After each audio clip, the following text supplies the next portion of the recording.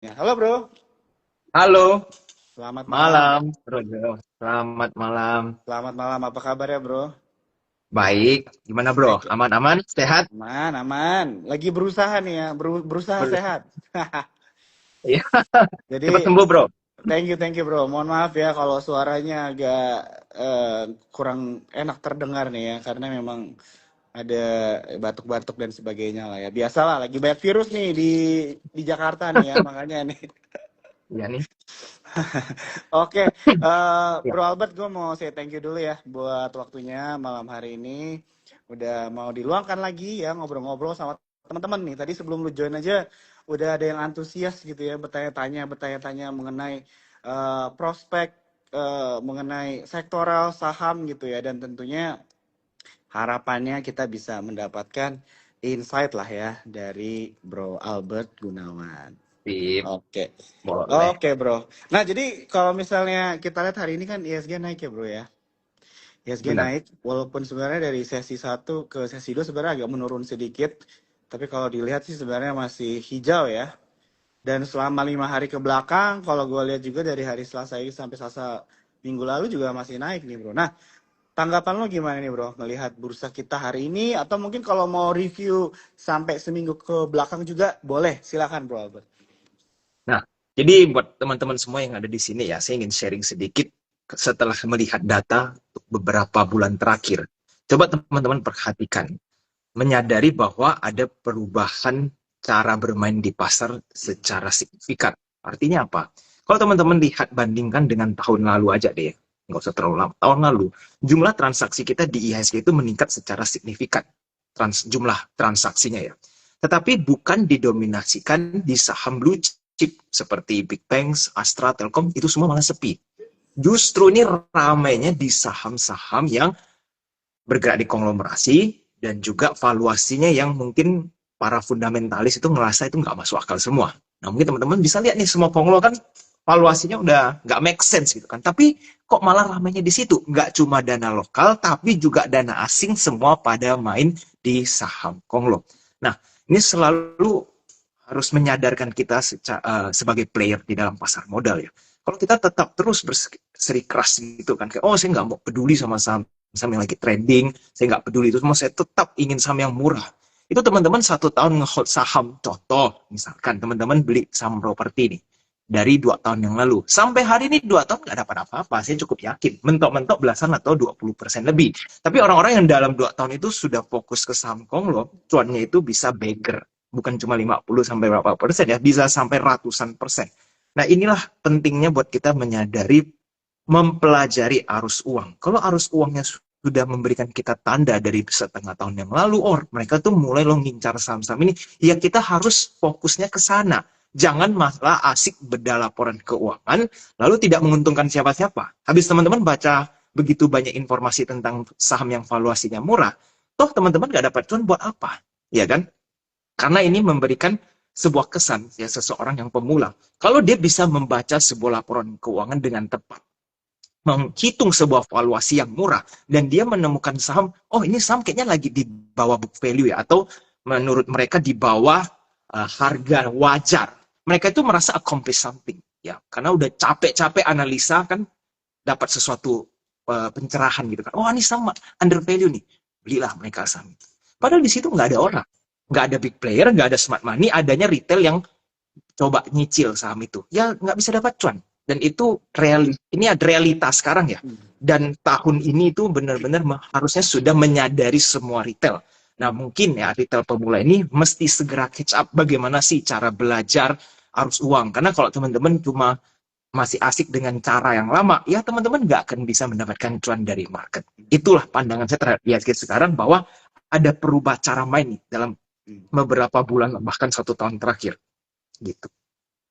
Oke, jadi setuju ya sama yang Bro Albert bilang dan kalau gue tanya mungkin Bro menurut Bro Albert ini ada perubahan gameplay gitu ya, tanda kutip gameplay ini dimulai dari tahun berapa Bro kira-kira menurut Bro Albert? Mungkin bisa dibilang sekitar 2 tahun terakhir paling Hmm, paling kerasa ya. Nah, ya. yang menurut saya ke depannya akan semakin intens untuk saham-saham konglo ya, Hmm. khususnya itu kenapa? Mungkin jarang dibahas sama orang-orang itu, ada hubungannya dengan Patriot Bonds. Nah, ini Hmm. kenapa nih? Apa hubungannya Patriot Bonds dengan saham Konglo gitu kan? Apalagi teman-teman lihat saham Pak PP, cuan ATH lagi. TDA naik ATH. Semuanya yang makin mahal semakin mahal gitu kan. Yang sudah sangat mahal semakin mahal. Lalu yang lain selama ini menunggu, aduh udahlah itu saham kemahalan, lihat naik terus sahamnya itu kan cuma gigit jari. Pasti dong, Hmm. karena nggak dapat kebagian cuannya. Nah, tapi kita coba lihat kenapa nih hubungan antara Patriot Bonds dengan saham-saham Konglo. Karena yang Hmm. naik bukan cuma saham Pak PP ya, rata-rata saham Konglo mulai bergerak.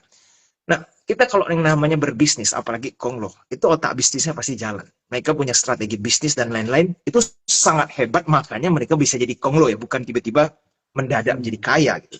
Nah, kalau secara logis, secara ilmu ekonomi yang masuk akal gitu, ada nggak sih orang yang mau beli sebuah obligasi dengan return 2% di bawah money market loh. Deposito aja lebih besar. Beli money Hmm. market aja return lebih besar kan. Suku bunga B berapa? 4%-an ya. Masa dapat 2% mereka mau, dan itu bonds bisa ada resiko lah istilahnya kan. Karena Hmm. obligasi selalu lebih ada resiko dibanding uh, apa money market. Ya. Tapi kok mereka malah asik beli gitu kan. Pasti ada sesuatu yang di belakang itu yang tidak dibahas, yang dimana mereka merasa, oh ya udahlah kita nggak usah dapat return tinggi dari bunga kuponnya, tapi di balik itu dapat sesuatu in return dong. Nggak mungkin cuma kita yang berkorban. Di dunia bisnis itu nggak ada yang satu berkorban demi yang lain. Pasti harus win-win solution. Nah, mungkin ya ini baru namanya kan perkiraan. Apa nih kemungkinan yang mereka dapatkan? Bisa saja ya, satu contohnya, izin-izin perusahaan mereka jadi lebih gampang. Ini Hmm. contoh ya, ini kita nggak bisa, saya nggak tahu nih ada di berita atau nggak, tapi ini sebuah perkiraan. Izin usaha mereka untuk beberapa tahun ke depan akan lebih gampang, atau mereka bakal bikin banyak proyek dengan pemerintah. Nah, itu akan membuahkan sebuah sentimen besar supaya retail-retail ini akan semangat belanja nih. Mungkin nanti next year ada mega project apa dengan si Konglo ini. Konglo itu kan ceritanya berarti lives on ya. Nah, kalau Hmm. ada cerita kan retail suka nih, kok ada nih, ada berita baru anak perusahaan ini muncul bikin bisnis ini dan lain-lain. Nah, itulah salah satu contoh. Apalagi yang kemungkinan terjadi? Bisa saja mereka dapat jatah duit dari Danantara. Danantara kan bisa berinvestasi di lokal. Siapapun boleh. Yang penting menghasilkan. Kalau mereka dapat bagian investasi di saham-sahamnya mereka, kan Konglo rata-rata punya saham TBK. Ya Yes. berarti mereka kebagian investment gitu kan. Nah, uang Danantara kan bukan di trading kan, mereka beli di keep gitu. Jadi Hmm. bisa dapat invest banyak dari Danantara ya, win-win solution. Di satu sisi mereka dapat return 2% per tahun, itu kan murah sekali ya sebenarnya kan, di apa, kasih 2% doang per tahun, tapi in return dapat uang investasi ya bagus juga. Kenapa? Danantara kasih duit, portonya Danantara membaik kalau sahamnya naik semua, jadi win-win solution. Nah, itu perkiraan saya, makanya untuk saham Konglo itu penting sekali buat teman-teman perhatikan untuk minimal 6 bulan ke depan. Nah, masih akan stay relevan karena Patriot Bonds ini baru mulai, baru Hmm. ada hal seperti ini. Dan ini tidak ada di era-era sebelumnya, benar nggak? Ya. Kalau Brojo Ya, aware ya, setuju, nggak setuju. ada Ya. tuh istilah bond 2% buat investor kelas kakap, tuh mana ada. Siapa yang mau beli istilahnya itu. Nah, jadi menurut saya the game will change for the next few months atau bahkan 1 tahun ke depan. Jadi teman-teman yang trader-trader itu mengkerucutkanlah pilihan kalian ke saham-saham Konglo dan gali lebih dalam. Ini saham sebenarnya ada nggak hubungannya dengan Konglo yang ada di Indonesia? Itu biasa bisa memberikan kita cuan yang cukup besar. Oke, wah ini mungkin bisa menjadi insight yang baru ya buat kalian yang nonton malam hari ini begitu ya, melihat sudut pandang dari Konglo yang membayar patriotic bonds gitu ya. Ini mungkin bisa diperhatikan juga dari sini, dan statement dari Blue Albert yang mengatakan bahwa memang ada perubahan gameplay di bursa Indonesia itu memang sudah terasa ya bro ya, benar ya, dari 2 tahun gitu ya lalu begitu. Dan ini mungkin perlu kita ingat bersama ya teman-teman ya. Oke, nah bro, kalau misalnya satu pertanyaan lagi mungkin ya dari gue di topik ini. Jadi Boleh. kira-kira ada nggak tanggapan atau mungkin advice nih buat teman-teman di sini yang mungkin sudah heavy bro di saham-saham value investing begitu kan, atau mungkin yang bisa dibilang selama 2 tahun ke belakang ini memang saham-saham laggard gitu karena sudah ada perubahan gameplay. Let's say mereka ada di gameplay yang lama nih dan agak Oke. stuck atau bahkan mungkin nyangkut nih. Kira-kira ada advice-nya nggak bro? Jadi buat teman-teman yang berinvestasi ya di fundamental, biasa yang ngambil saham murah under value itu dia punya gameplay kan jangka panjang. Selalu seperti itu kan. Nggak Hmm. apalah kita rela tunggu mau 3 tahun, 5 tahun, 10 tahun, doesn't matter. Nah, jadi mindset yang pertama ini invest ya jangka panjang. Menurut saya sih jangan sampai tiba-tiba switching. Nah, ini kan ibaratnya tadi pertanyaan bro udah terlanjur gimana ya? Udah Ya. terlanjur nih beli banyak gitu kan. Hmm. Nah, memang yang dibeli fundamentalnya bagus. Kalau sekarang lagi nyangkut sahamnya, ya mau nggak mau ditunggu. Stick to the plan. Cuma nanti pada saat udah berhasil take profit, jangan terburu-buru profit taking. Kita nggak tahu kan nanti yang lain udah panen selesai, big playernya udah pada jualan, jangan kalian malah FOMO-nya di belakang gitu kan. Nah, jadi untuk teman-teman semua yang udah punya saham-saham fundamental, jangka panjang ya di-keep dulu sementara, tapi jangan ditambah terus. Hmm. Jangan di-keep adding on the losing stock gitu. Karena Hmm. dengan yang cash yang ada sekarang justru manfaatkanlah, putarlah di saham-saham yang tadi saya bilang ramai dan ada konglo. Nah, ada satu hal tips lagi nih yang bisa saya sharingkan buat teman-teman. Biasakan orang lihat ya sebuah chart ini penting sekali untuk secara psikologi dan money management.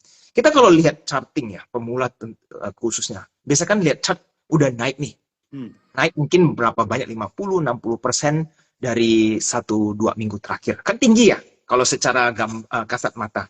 Lalu orang punya persepsi seperti ini, wah kalau saya beli nih sekarang, contoh nih, itu ruginya bisa berapa? Bisa mungkin dibayangin mereka tuh bisa rugi 50% atau bahkan lebih. Kan gitu, karena udah naik pucuk. Tapi satu hal yang mereka lupa adalah kerugian itu bisa mereka batasi dengan cara apa? Stop loss, benar kan?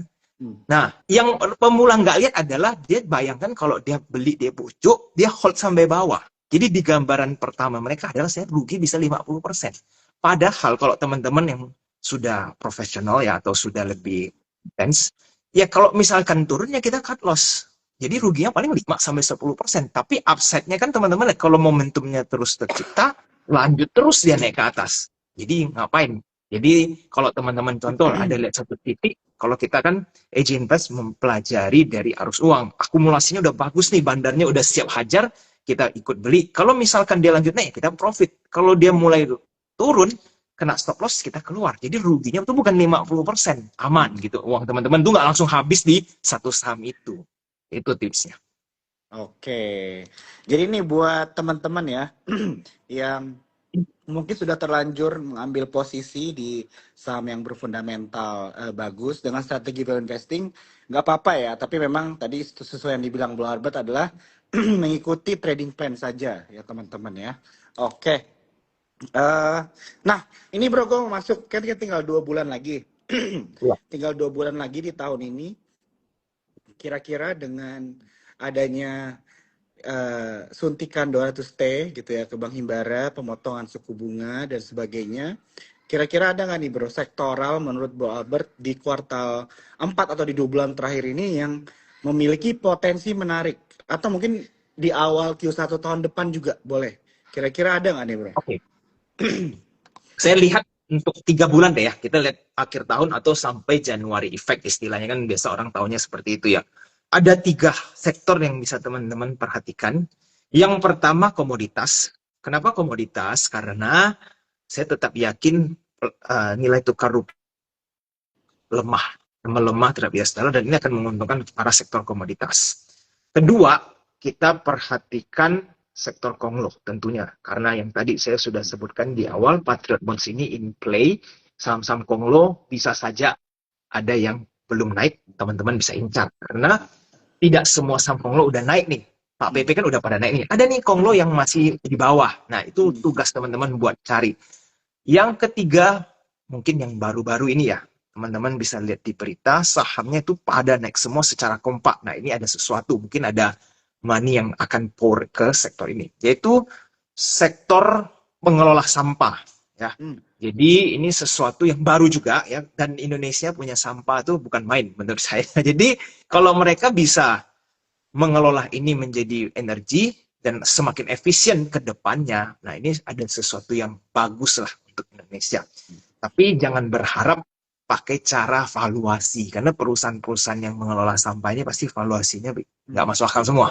Tapi ingat, kita kan tidak serta-merta cuma menganalisa valuasi. Tetapi Hmm. jika uangnya sudah mulai masuk, ada big player yang mau ngangkut sahamnya, kita masuk ke dalam saham tersebut. 3 sektor ini bisa teman-teman perhatikan. Oke, nah teman-teman di sini udah ada beberapa insight menarik ya yang dikasih sama Bro Albert. Nah, buat kalian aku juga mau informasikan kalau dari kalian ada yang ingin mendapatkan merchandise menarik dari Sukor Sekuritas, screenshot Instagram Live malam hari ini, tag Instagram Sukor dan tag Instagramnya AG Invest, dan buat di caption kalian kira-kira apa nih yang kalian dapat pelajarannya malam hari ini ya dari semua insight yang sudah dibagikan oleh Bro Albert. Dan aku juga mau informasikan Instagram Live ini direkam, jadi jangan khawatir kalau misalnya kalian belum bisa nonton secara penuh, nanti kalian bisa nonton ya. Nih pasnya ada yang nanya ya. Di save nggak? Kok nanti di save ya? Seperti biasa nanti langsung buka aja di Instagramnya Sukor Sekuritas. Oke. Oke bro, kita lanjut ya. Nah untuk pertanyaan mengenai Q4 bisa cuan dari saham apa ini mungkin kita taruh di paling terakhir aja gimana bro? Oke, Oke ya sip. bro ya. Oke. Kita coba sambil lompat-lompat ambilin pertanyaan teman-teman malam hari ini boleh ya bro ya? Boleh, silakan. Teman-teman yang mau tanya, silakan tanya sepuasnya nih, mumpung masih ada waktu ya. Oke, ini ada pertanyaan dari Faristina Wijaya. View saham 4 Big Bang gimana kok? Oke, jadi kalau teman-teman lihat big banks ya, ini berarti fundamental atau valuation play. Secara valuasi, keempat big banks ini sudah cukup murah dan menurut saya memang sudah dekat dengan bottomnya ya. Nah, kalau teman-teman nanya, mau yang mana nih kok dari keempat ini? Saya selalu bilang pilih 2 di antara keempat emiten tersebut. Tidak perlu beli empat-empatnya, atau jangan fokus cuma di satu saham. Nah, diversifikasi 2 big banks, swasta dan juga BUMN. That's it. Setelah itu teman-teman kalau mau buy dan hold, silahkan. Nah, berapa lama nih cara nge-hold saham big banks ini? Kalau yang sudah siap beli saham big banks, udah siap nunggu lama. Karena butuh waktu buat big player ini atau yang asing-asing ini mulai kembali injek ke dalam big banks ini, itu butuh proses. Tidak bisa dalam waktu beberapa hari doang, apalagi mereka market cap-nya gede, dia punya player juga banyak, sehingga sangat butuh waktu untuk naik secara maksimal.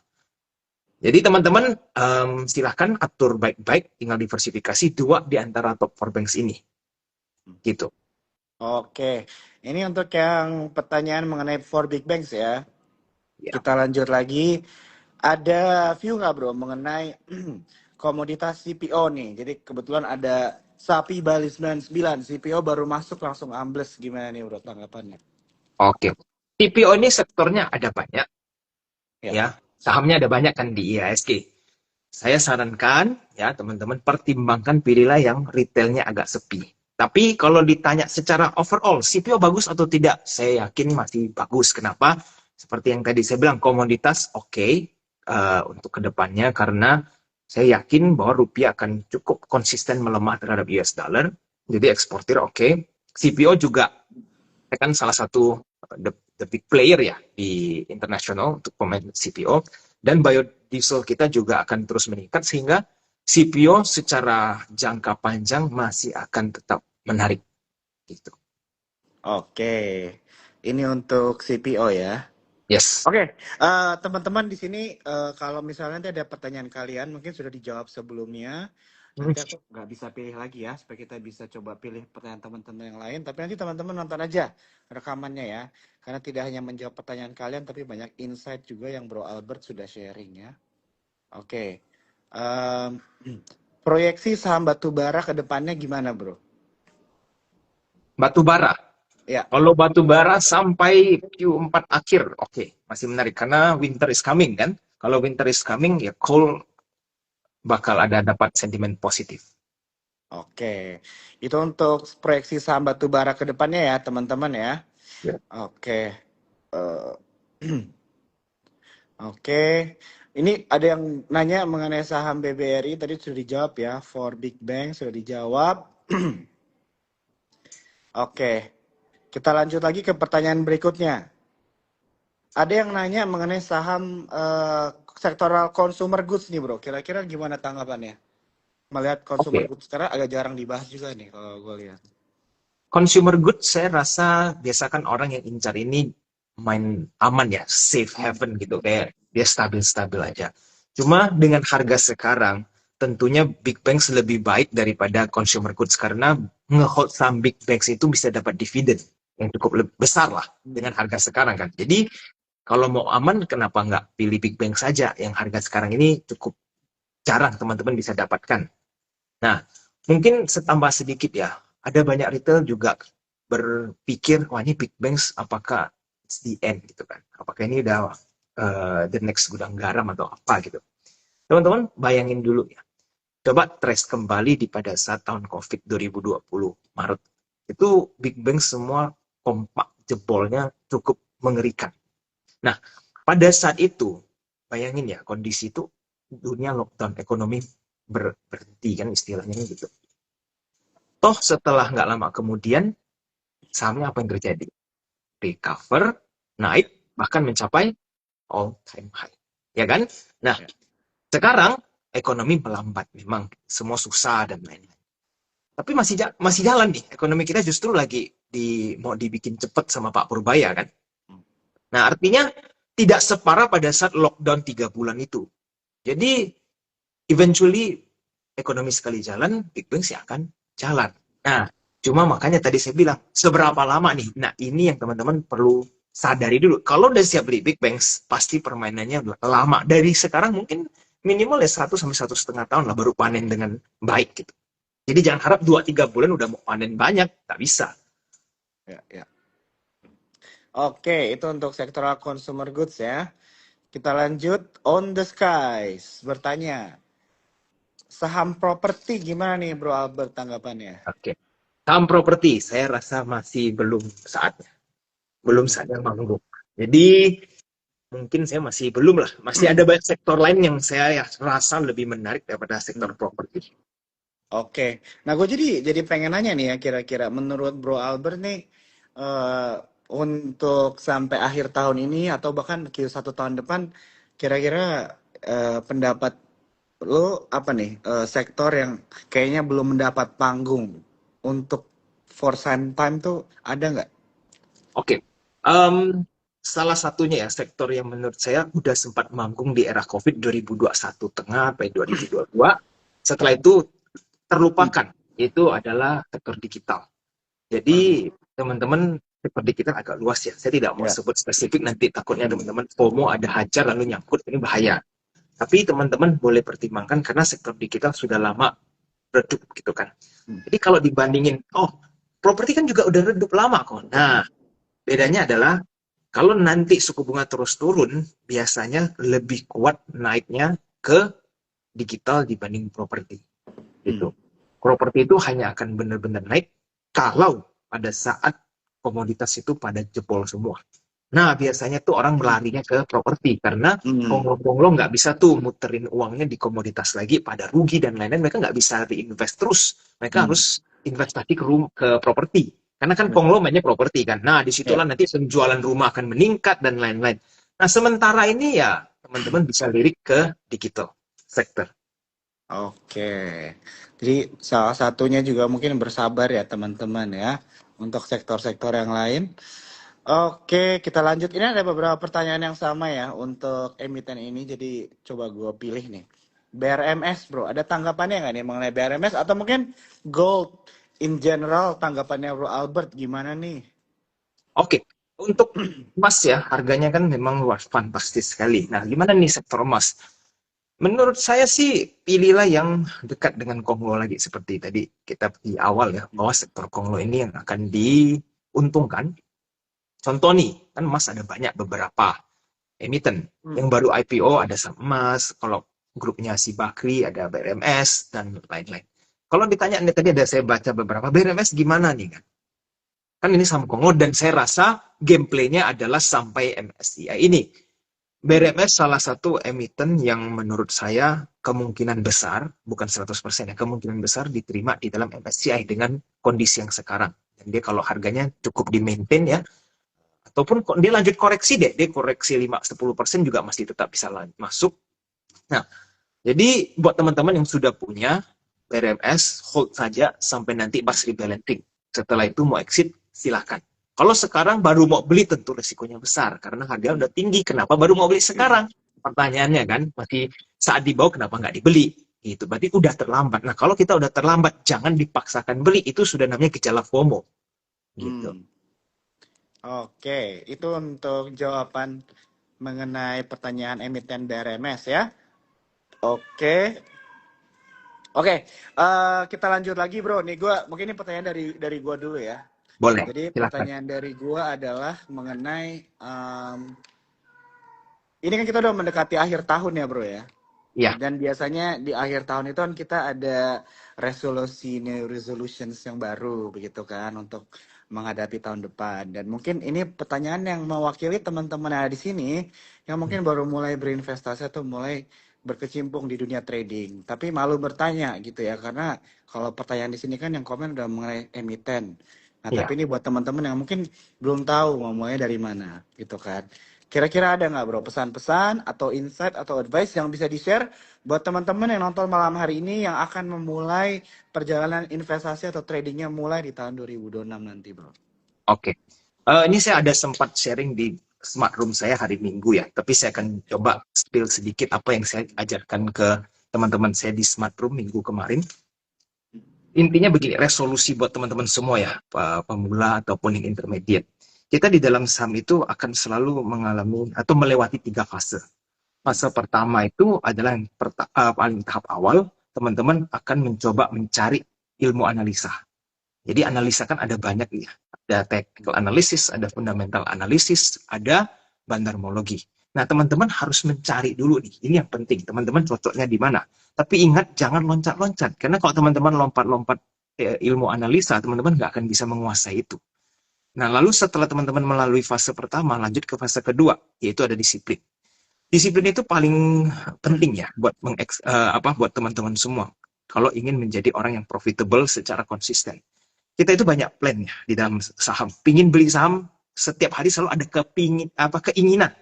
Nah, plan yang sudah kita bikin, berapa banyak teman-teman coba trace back yang kita violate. Violate itu kita langgar. Udah dibikin, ntar nggak diikuti. Udah bikin plannya lagi, besoknya nggak diikuti.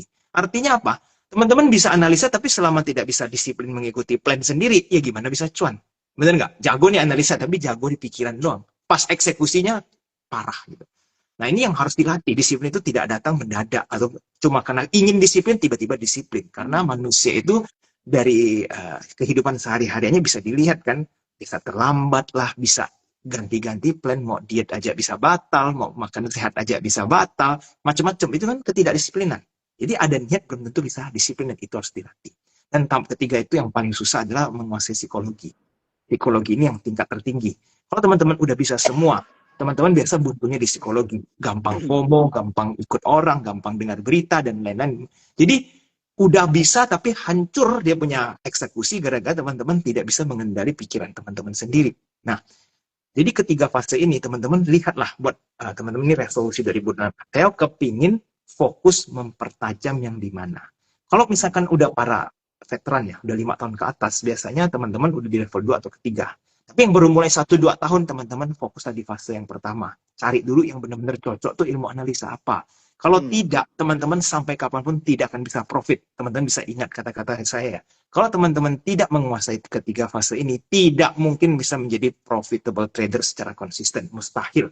Nah, sekarang begini ya, saya lihat penyakit retail. Contoh ya, di sini kan banyak yang nanya, kok emiten ini bagus atau tidak? A sampai Z lah, mungkin banyak sekali emiten yang kita akan bahas.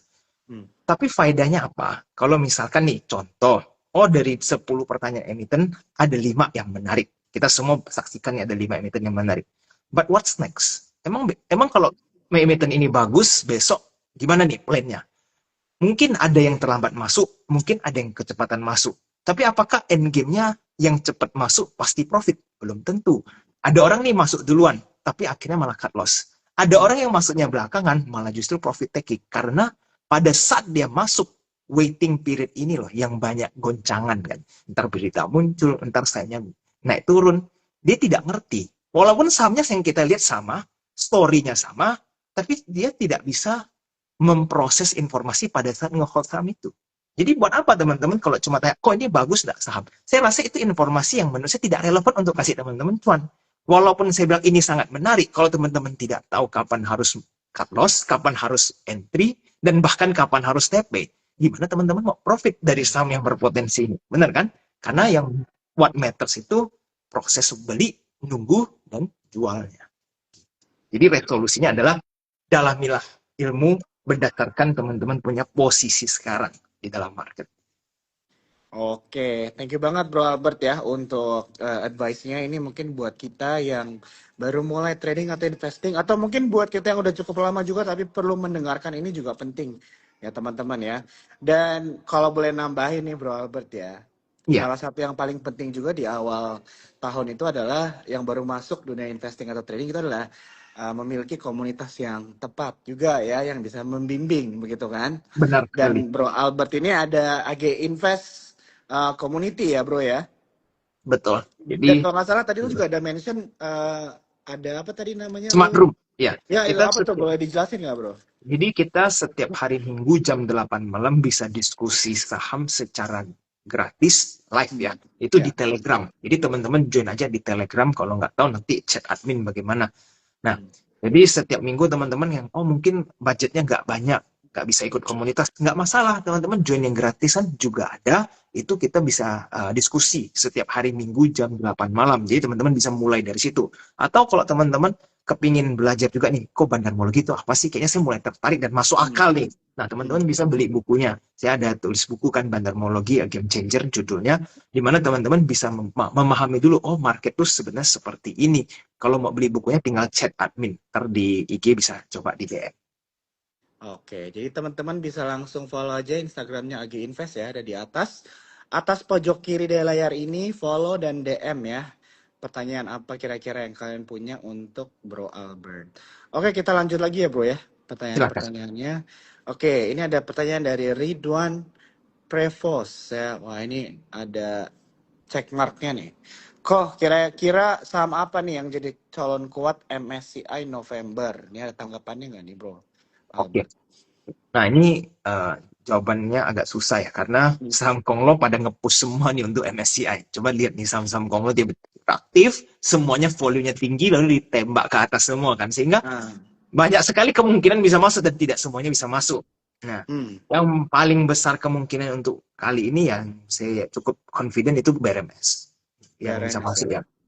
BRMS dia udah masuk beberapa indeks, Gold juga dia udah masuk, dan volumenya bagus sekali, sahamnya naik terus. Jadi ini potensi yang besar. Kalau grup Konglo MTEK kan ada beberapa yang, oh ini MTEK bisa nggak nih? Kayaknya dia juga ngincar MSCI. Hmm, Potensi tetap ada untuk bisa masuk ke dalam MSCI. Cuma ingat, kita harus pahami dulu ya, banyak sekali saya ketemu retail yang nanya, kok MSCI itu bagus kan? Kalau dia masuk berarti kita boleh beli sahamnya. Nah, ini yang berbahaya. Tidak ada korelasi yang artinya, oh kalau dia masuk MSCI berarti saya besok hajar sahamnya. Itu nggak ada. Nggak ada urusannya seperti itu. Kalau mau beli, itu mungkin 3 bulan yang lalu, iya. Bukan sekarang. Untuk sebuah saham mempersiapkan diri masuk ke MSCI itu butuh ya setahunan lah. Setidaknya makanya saham MTEK itu dari awal tahun udah mulai aktif. Bukan baru ya. mulai aktif 1-2 minggu terakhir. Jadi Hmm, kalau teman-teman nanya, kok MTEK bisa masuk nggak ke dalam MSCI? Kalau misalkan saya bilang, bisa. Lalu emang kenapa teman-teman mau beli besok? Kan nggak beres tuh, ada masalah. hmm, Karena harganya aja di harga sekarang, kalau naik sedikit udah bisa masuk. Berarti kan potensial upside-nya hmm. tidak terlalu besar. Tapi kalau dia gagal masuk gimana? Langsung jebol teman-teman, kena stop loss-nya. Ya kalau yang konsisten mungkin bisa batasi 10-15%. Tapi kalau yang tidak, di hold sampai bawah, habis kan duitnya. Gitu. Pemula kan paling susah cut loss kan, semuanya mau di average down terus. Nah ini yang celaka. Oke, itu ya jawabannya ya dari Ridwan. Pertanyaannya, thank you ya udah bertanya. Oke, sebelum kita lanjut lagi ke pertanyaan-pertanyaan berikutnya, teman-teman, di sini aku mau ingatkan, Instagram Live ini direkam, jadi nanti kan bisa nonton dari awal ya. Jangan khawatir, tadi ada banyak banget insight menarik ya dari Bro Albert, dari secara bursa, secara umum dan juga sektoral ya teman-teman ya yang bisa diperhatikan. Oke, kita lanjut lagi Bro ya. Oke, Eh, silakan lanjut. ya, ini ada yang nanya kalau sektor rumah sakit gimana bro? Oke, rumah sakit. Buat rencana masuk ke saham rumah sakit apa nih pertimbangannya ya? Karena menurut saya sih, unless kita ada another pandemi gitu ya, mungkin rumah Hmm, sakit bukan menjadi sentimen. Jadi teman-teman kalau ingin ngincar healthcare, boleh tuh selalu update dengan kondisi ada nggak nih new virus atau new apa yang threatening. Tapi kalau enggak ya mereka akan begitu-begitu saja sih. Kecuali oke. sahamnya ada berhubungan dengan konglo ya. Nah, teman-teman boleh perhatikan arus uangnya. Apakah mereka siap mau tampung lalu mau digoreng atau tidak. Kalau tidak, maka mereka akan bergerak secara sideways saja sih. Hmm. Gitu. Jadi Untuk rumah. kalau nggak ada story, potensi untuk sideways lebih besar ya bro ya. Yes. Oke, oke. Kita lanjut lagi.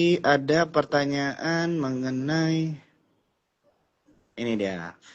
Akhir tahun ini apakah ada window dressing, Bro Albert? Ada yang nanya kayak gitu nih. Gimana?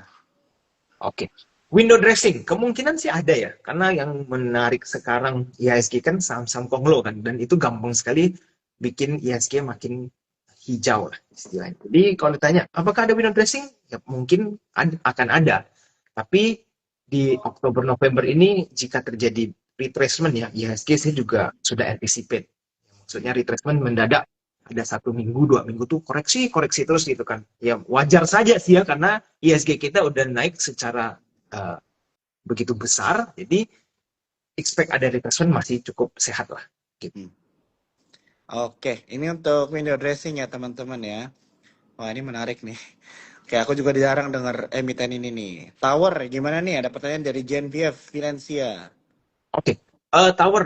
Untuk sekarang ini mungkin teman-teman boleh skip saham Tower dulu ya, cari saham emiten yang lain karena Tower terlalu defensif big playernya. Mereka Hmm. sebetulnya cuma nampung doang sahamnya, tidak ingin diapa-apain sahamnya. Jadi untuk jangka panjang mungkin bisa naik. Saya yakin ada hitungan fundamental yang bisa masuk untuk ke saham Tower ini. Contohnya story-nya paling begini. eh, Pendapatannya naik karena bunga bank turun gitu kan. Jadi Hmm. beban dari pinjaman akan turun karena suku bunga akan turun sehingga nanti profit tower akan ada meningkat. Nah, tapi other than that itu tergantung big playernya mau goreng atau tidak. Kalau mereka cuma Hmm. nahan saham dan diam-diam, dia cyclusnya akan sangat lama. Jadi kalau teman-teman yang suka lebih cepat pergerakannya, boleh skip tower. Tapi kalau yang suka jangka panjang, ya tower mungkin masih ada chance untuk bisa naik kan. Gitu. Oke, itu untuk tower ya. Ya. Oke, ini mulai banyak pertanyaan spesifik ke saham-saham ya. Coba kita lihat. Ini retail paling Oh, suka kan kalau yang bahas ya. amin. Aduh, aduh, aduh. Oke, ntar ya teman-teman ya kita pilih. Oke nih, ada Eli Huang bertanya, Indi dan Arum, kok nyicil oke katanya. Gimana nih bro, kalau ada overview aja mengenai line of business atau sektoralnya juga boleh bro. Boleh, ya Nah, dua-dua oke. Harum juga oke, Indie ya neutral lah menurut saya. hmm, oke. Itu untuk ini dan Harum ya. Nih, oke ini pertanyaan yang harus dijawab nih ya. Dia sampai caps lock nih bro. Apa nih? Bentar lagi mau November. crash bang, November menangis. Jijik bang. Nah, gimana Oke. bro? Nah, ini sebenarnya market kita anytime bisa crash kalau menurut pandangan Hmm. saya karena udah bubble gelembung seperti ini, emas juga udah naik terus dan ada beberapa analis mengatakan emas udah mulai bubble gitu kan, artinya banyak aset sudah mulai bergelembung. Tapi apakah kita harus takut dengan crash? Ya tidak. Kenapa saya bilang tidak perlu takut? Kita sudah mengerti yang namanya stop loss. Jika Hmm. market mendadak koreksi tanpa sebab dan volumenya besar dan ternyata distribusi masif, kita keluar semua. Sudah. Aman kan? Kita punya aset.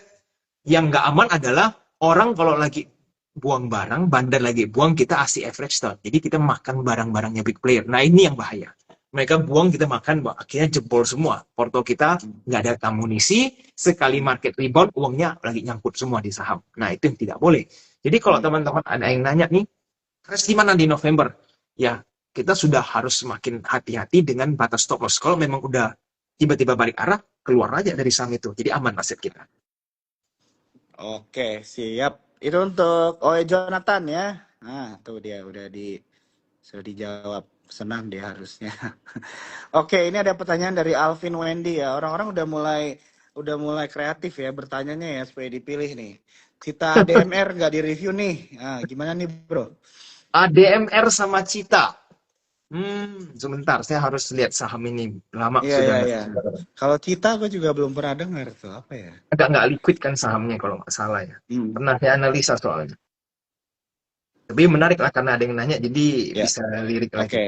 Sambil Bro Albert mungkin lagi ngecek sebentar ya Iya, teman-teman ya saya untuk sambil cek dianalisa. dulu ya. Aku mau remind teman-teman Instagram Live ini direkam ya. Jadi nanti kalian boleh nonton dari awal. Tadi aku lihat ini ada beberapa pertanyaannya nanyanya tentang banking, big banks. Itu sudah dijawab ya teman-teman ya. Nanti kalian bisa nonton aja dari awal.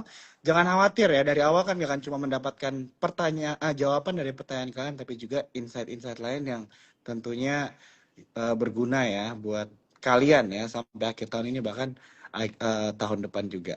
Oke. Oke. Jadi untuk Cita sama ADMR, saya rasa lebih menarik Cita. Jadi kalau diminta pilih yang mana, saya akan pilih Cita.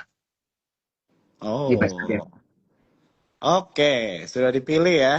Alvin Wendy sudah dijawab. Oke, kita lanjut lagi.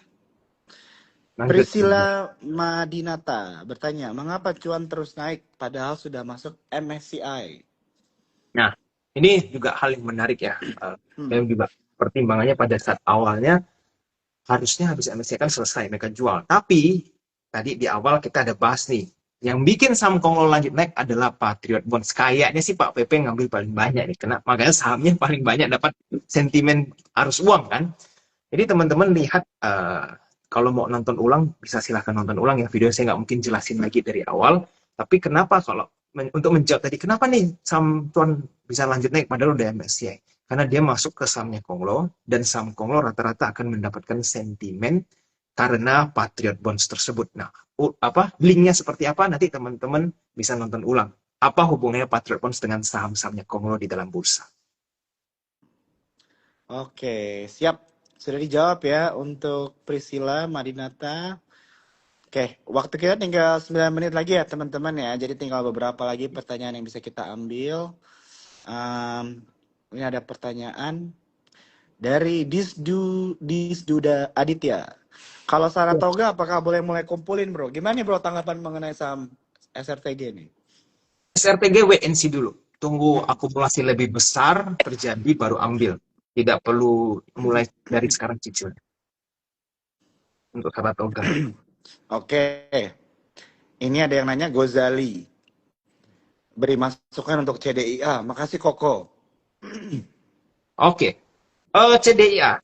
Jadi buat teman-teman biar tahu dulu, CDIA ini saya kan masih hold sahamnya dari IPO ya sampai sekarang, dan sempat nambah-nambah sedikit lah di 1.400 lebih. Nah, kalau teman-teman gimana view-nya ke depan? Saya rasa sih masih bisa. Ini benar-benar ingat, sahamnya Konglo itu nggak bisa dianalisa based on valuasi. Udah sangat mahal dan sangat tidak masuk akal. Tapi untuk sekarang, menurut saya punya analisa potensi naik masih ada. Cuma kalau teman-teman yang barangnya nol nih, artinya mau beli, hati-hati. Tunggu dulu ada retracement, setidaknya tunggu gap-nya ketutup lah. Kan ada gap kecil. Ketutup, nah teman-teman mau beli, silakan. Tapi kalau sekarang hajar ke atas gitu kan, FOMO besok kayaknya bisa naik lagi, nah itu yang bahaya. Karena teman-teman nanti pasti psikologinya nggak bisa nge-hold pada saat dia mendadak nyelam, habis duitnya. Ingat ya, saham-saham Pak PP juga sempat mengalami koreksi besar seperti apa tuh waktu itu brand dan lain-lain kan, itu sekali koreksi bisa dalam sekali. Jadi floating loss itu pasti bisa bikin teman-teman lumayan panik dan mengganggu psikologis lah. Jadi ingat jangan. Tapi kalau sudah punya barang di bawah, nggak usah di TP terburu-buru ya, masih bisa naik lagi menurut pandangan saya. Jadi jangan jual terburu-buru. Jadi ya. Oke, sudah dijawab ya Gozali untuk CDI dan beberapa teman-teman yang lain juga ya. Kalau ini kan ada nanya yang sama. Nah, aku lihat juga ada yang nanya Harum tadi sudah dibahas ya teman-teman ya. Iya. Oke, kalau mau dapat siaran ulangnya gimana? Teman-teman, aku ingetin sekali lagi. Ini kita tiba-tiba mendadak rame ya. Jadi nanti kalian jangan lupa nonton aja rekamannya ada di Instagram Sukor Sekuritas ya. Akan diupload setelah Instagram Live ini selesai. Oke? Oke. Nah ini bro, mungkin kita mulai masuk kali ya ke saham perusahaan pengelolaan limbah sampah gimana nih bro? Lo ada mention tadi kan mengenai Oke. sampah-sampahan. Iya, Hmm. jadi pertama yang teman-teman perlu analisa dulu apa sih emiten yang berhubungan dengan pengelola sampah. Nah, Hmm.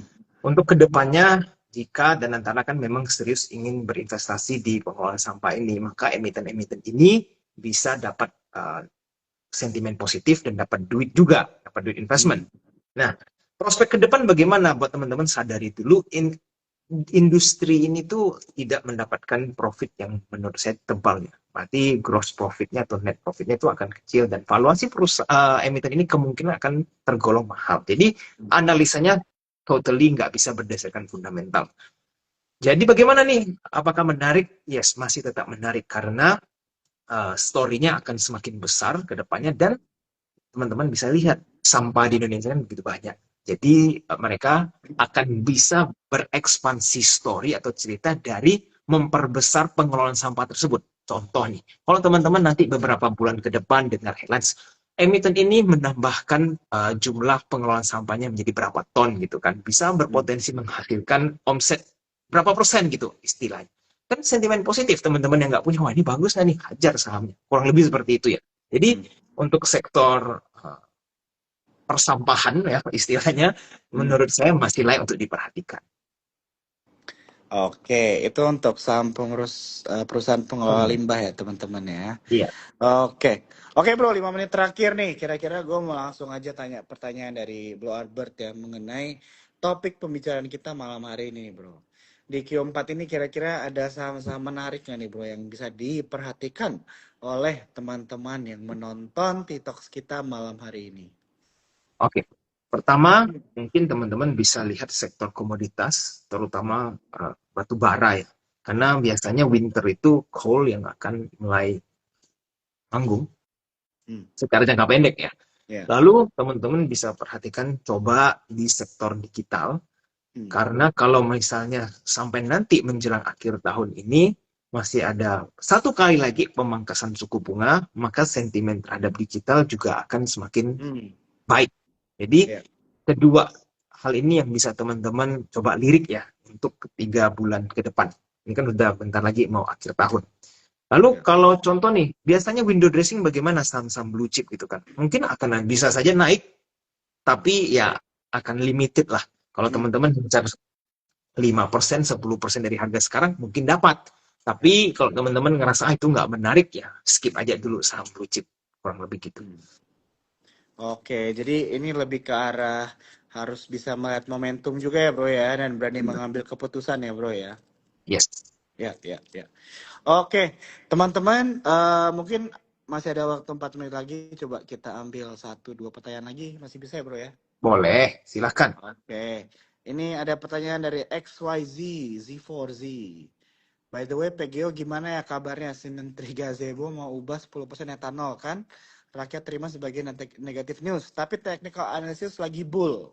Jadi galau. Gimana bro tanggapan melihat Oke. PGO nih bro? Saya lihat sebentar ya analisa karena Ya. PGO saya sementara ini masih kurang suka ya sahamnya Hmm. belum terlalu murah Ya, untuk ya. hitungan saya dan masih ada saham komoditas lainnya yang lebih menarik dibanding PGO. Hmm. Jadi kalau teman-teman mau beli saham ini, mungkin di dekat 1003 ke bawah lebih aman ya. Ya. 1300-an ke bawah lebih oke kalau mau Hmm. ambil. Tapi kalau di harga-harga sekarang ini ibaratnya di midways. Di midways begini kan potensial upside sama downside-nya itu berimbang. Saya nggak suka nih. Saya lebih suka yang Hmm. downside-nya agak kecil tapi upside-nya masih cukup besar. Ya, Gitu. ya, ya. Oke. Itu untuk PGO. Ya, Oke. Nah, ini insight menarik ya teman-teman ya. Bagaimana kita bisa melihat posisi harga sekarang itu memang potensinya lebih besar kemana itu yang harus kita benar. pasang posisinya di situ ya. Jangan terbalik ya teman-teman ya. Oke. Ini ada yang nanya beberapa kali nih bro. PFA bro. PIFA gimana nih? Piva. Nah, Piva ini sebentar. Piva ini sih pemain yang long term ya, karena Hmm. dia sudah mulai ada potensi turnaround dan lain-lain. Jika teman-teman sudah punya saham ini, definitely boleh wait, di Hmm. hold dulu. Tapi kalau yang baru mau beli, jangan beli sekarang sahamnya. Ya, ya. Belum O- boleh. Oke, siap. Thank you bro. Ini mungkin pertanyaan terakhir kali ya. bantu review saham data, bro. Gimana nih, bro? What do you think about saham data nih? Oke, for now it's already definitely too expensive. Jadi harus Hmm, tunggu retracement dulu yang cukup baik, baru teman-teman even consider to buy. oke. Secara ya, Oke, siap. Oke, bro. Mungkin di 2 menit terakhir ini, kira-kira ada nggak advice atau mungkin insight yang bisa dikasih nih buat teman-teman semua yang nonton malam hari ini untuk menjalani di minggu ini, bro. Silakan. oke. Pertama teman-teman kalau pemula ataupun yang advance, saya rasa pertama-tama teman-teman perlu mempunyai sebuah lingkungan trading yang baik ya. Kalau teman-teman cek setiap orang-orang yang profesional juga, yang kalau di IHSG mungkin ada yang kenal juga, yang sudah pemain besar sekali, perputarannya sampai triliunan, itu aja mereka punya closed group yang cukup solid dan kondusif istilahnya supaya mereka bisa saling grow. Kalau teman-teman trading sendirian, hanya berdasarkan baca berita, dapat informasi selalu terlambat, itu akan susah untuk cuan di dalam pasar modal. Karena mengetahui sebuah informasi dengan cepat itu adalah salah satu benefit untuk mendapatkan profit di pasar modal. Dan salah satunya bagaimana teman-teman perlu ada komunitas yang baik. Nah, Hmm. terserah mau komunitas apapun, mau ada yang gratis, mau yang berbayar, yang penting teman-teman cocok. Kalau teman-teman bayar tapi tidak cocok, ngapain? Kalau teman-teman dapat yang gratis tidak cocok juga ngapain? Jadi Hmm. teman-teman harus ketemu yang cocok dengan style teman-teman. Seperti apa? Ada orang yang suka main cepat, masuk ke komunitas investing, habis pasti nggak ada dapat apa-apa Ya. karena nggak sabar. Nah, begitu juga sebaliknya. Lalu, teman-teman juga harus introspeksi kekurangan dalam perjalanan trading.